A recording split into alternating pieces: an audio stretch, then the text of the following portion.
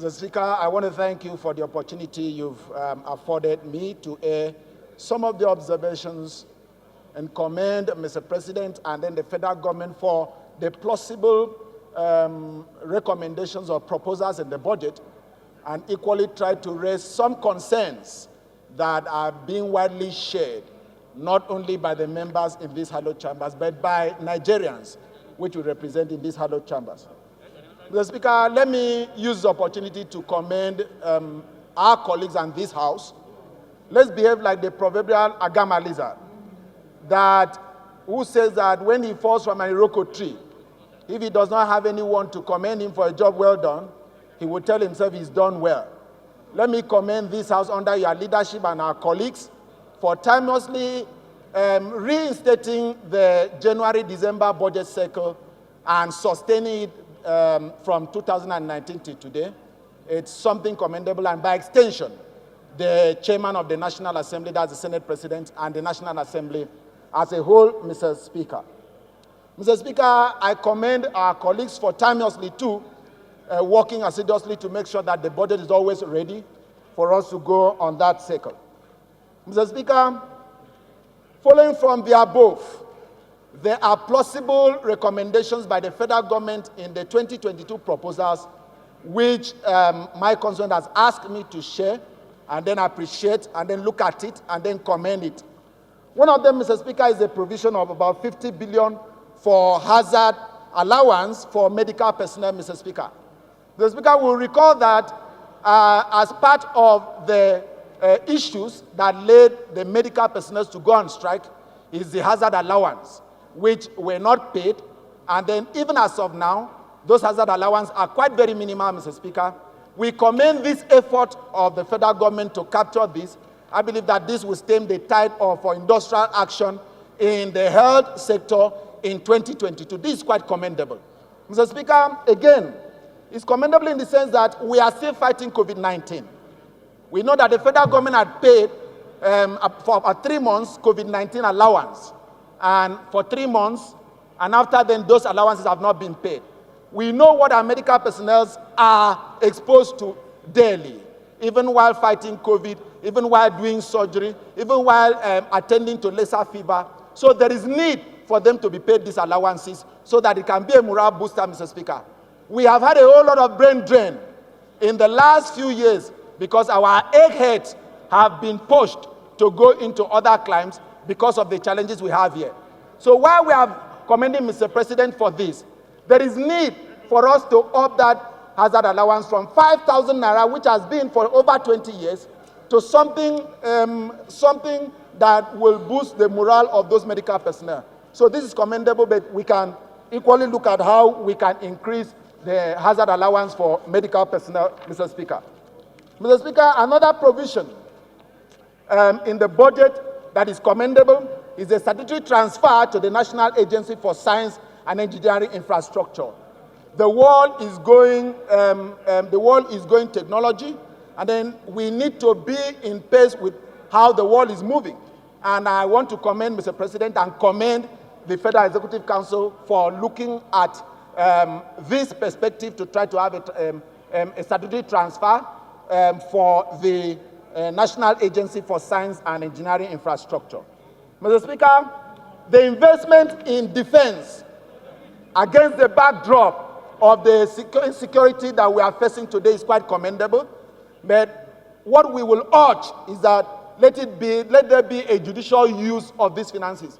Mr. Speaker, we see in reportage every day, and it bothers me, about our security personnel being hacked down by bandits in numbers, soldiers. The question is, what have we done to take care of their families? What have we done to boost their morals? I believe that the much funding that we are having for defense and security in 2022 proposed budget will take care of these issues. Mr. Speaker, before now, we have been crying for increased and improved welfare for judicial officers. And we have asked the federal government to try to see how they can increase the statutory transfer to the National Judicial Council so that our judges can be taken care of, our judicial officers can be taken care of, our courts can be equipped, and then we can make provision for technology in our court so that we can be at par with other, best practices, or we can adopt best practices and be at par with developed democracies that we see. So the increase of statutory transfer by 10 billion to the National Judicial Council to take up the judiciary is quite commendable, Mr. Speaker.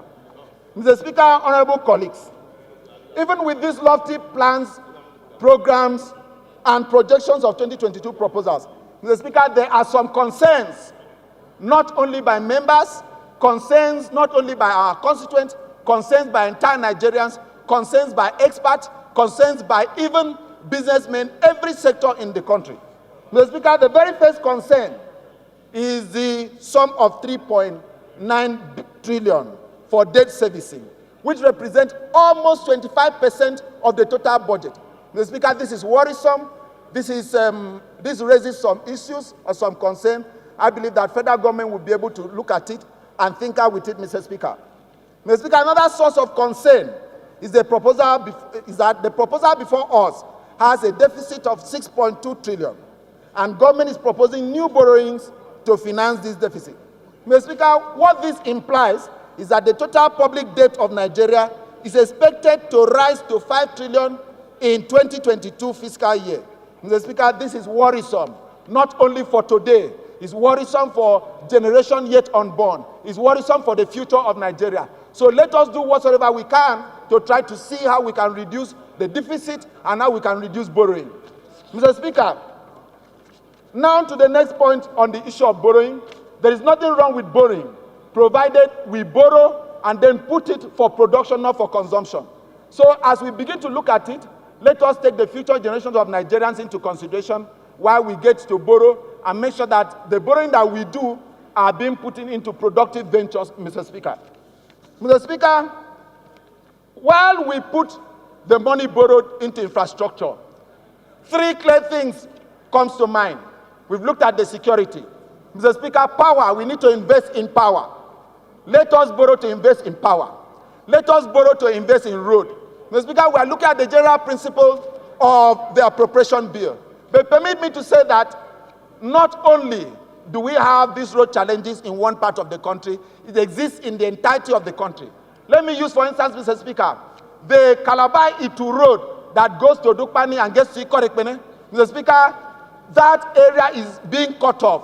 People spend 8 hours on the road, and we have seen something less than $1 billion naira allotted to that road in the different lots that have been given. That is quite inadequate, Mr. Speaker. We have to invest in our roads. We have to invest in our public transportation. Mr. Speaker, another challenge that we have in the budget is the issue of debt Honorable, look, your 2 minutes is over. Debt GDP, thank you very much, sir. Debt GDP parameters, Mr. Speaker. Mr. Speaker, that is a wrong parameter for borrowing.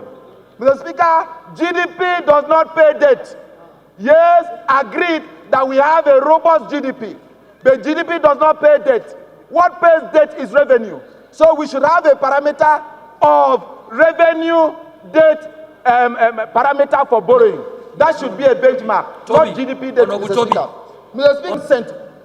Mr. Speaker, Bonnie Bright is $82.30. OPEC basket, where we belong to, is $82.63. So we can have an average of $60 per barrel, and that would be sustainable for us.